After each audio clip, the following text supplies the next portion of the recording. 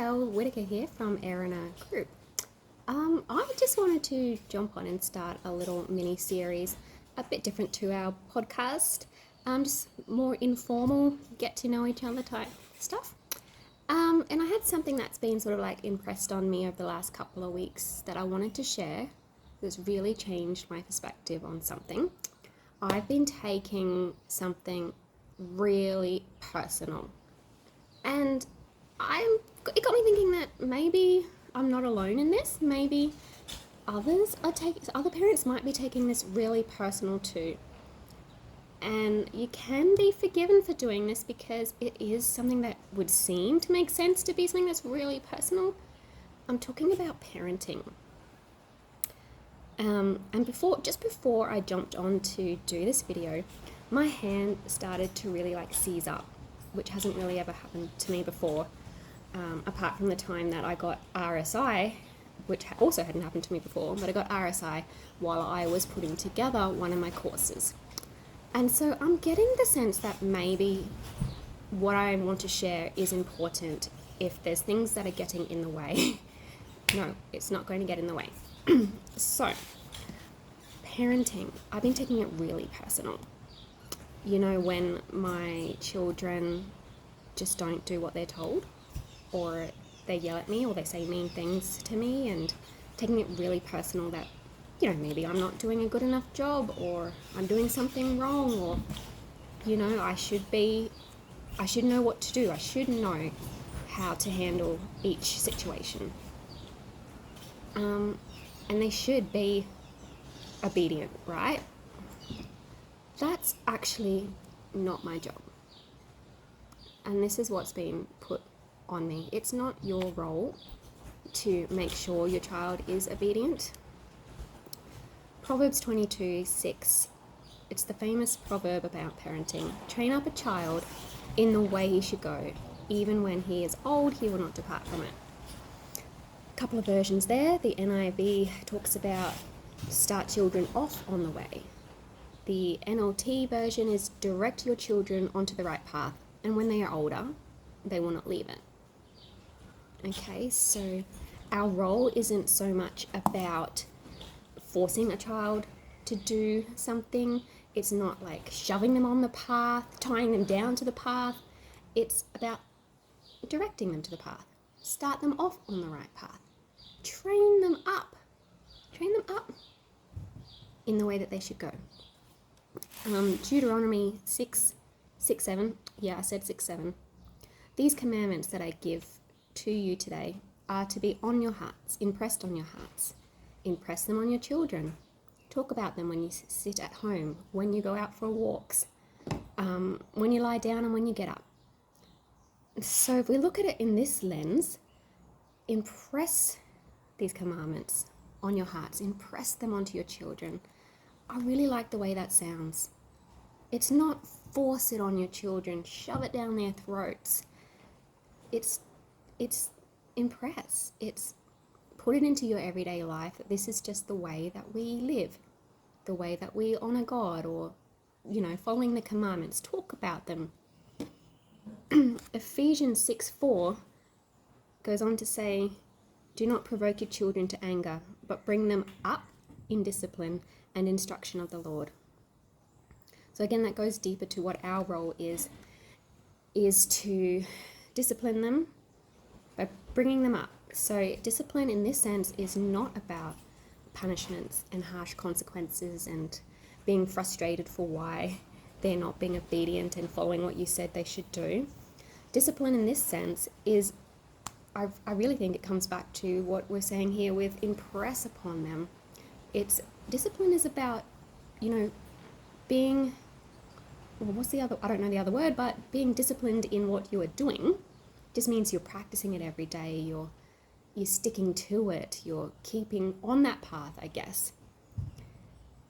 Like if you had to do a routine, a habit or something, and you had a goal, you wanted to get fit, then you're going to be disciplined to make sure that you eat right and you go for that run and all of that. And it's about bringing them up in the instruction of the Lord. So that tells me that it's not my job so much to force them to do something My job is to guide them to the right path, the way of the Lord, teach them the instructions from the Lord, impress upon them the right way. And it definitely says, do not provoke your children to anger. So when we're parenting from the perspective of, it's all about me, I'm taking it personally because you're not listening to me, how dare you not listen to what your mother has said, you're taking it way too personally. That's not my role. My role is to not get angry. My role is to not anger my children about it. I really like Proverbs 1:8-9. Listen, my son, to your father's instruction, and do not forsake your mother's teaching. So that is the children's role, to make sure they follow through with it. So your father's instructions and your mother's teaching, it goes on to describe them as a garland to grace your head and a chain to adorn your neck. So God is speaking very highly of fathers instructing their children, mothers teaching their children, impressing upon, I think the Lord is impressing upon our children that these instructions and guidance is precious for them. Wear it on your head, wear it around your neck. So what I'm feeling like is it takes the weight off me. It's not my job to make sure they get it right. It's not my job to punish and cry about it when it goes wrong. My job is to just make sure that they are taught up in the way they should go.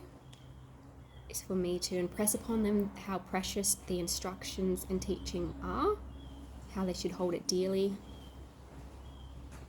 amongst themselves. Yeah. What are your thoughts on that? Has that changed any way that you look at things lately? I'd love to hear from you guys in the comments. Thanks. I just want to get it right. That's what Claire said through tears, sitting across from me in a counselling session. She was exhausted. Her 8-year-old son, Sam, had developed a fear of vomiting that had turned family life upside down. No sharing food, no eating out, no birthday parties, no school camp. Claire had done everything right. Read the books, followed the therapy plan, kept the home spotless, sanitized the school lunchbox 3 times a week. And still, Sam was struggling. She looked at me and whispered, "If I can't fix this, what does that say about me?" It's a question most parents don't say out loud, but many carry quietly in their hearts. Whether it's anxiety, sadness, sensory issues, tantrums, friendship drama, or bedtime fears, we want to make it stop. We want to solve it, smooth it, silence it. Not because we're controlling, because we love them, because we don't want them to suffer, because somewhere deep down we've bought the lie, if I do everything right, they'll be okay. But here's what I tell parents like Claire. You are not the saviour. You are not the healer. You are not the fixer. You are the parent, a tender, trusted guide. And your child doesn't need a perfect fixer. They need a present one. So if this is sort of sitting with you like it is with me, that you're curious about this, you're curious about feeling less pressure and stress on the way that you're parenting, I invite you to join me on this journey. So over the next couple of weeks, I'll keep you updated with some practical ways that I'm going to start putting this in place, and we'll see what happens. This absolutely is not about removing consequences or anything like that. We absolutely do need consequences, boundaries. People do need that. But this is about removing the part where you're locking yourself in the bathroom crying, or you're yelling and arguing with your child and maybe thinking or saying some things you don't mean to each other. This is about removing that, because we're taking that personal part out of it. We're not going to take this personally anymore. We're not going to be offended anymore when our children don't do what we expect. So if that sounds interesting to you, please join me, follow along in the next few videos.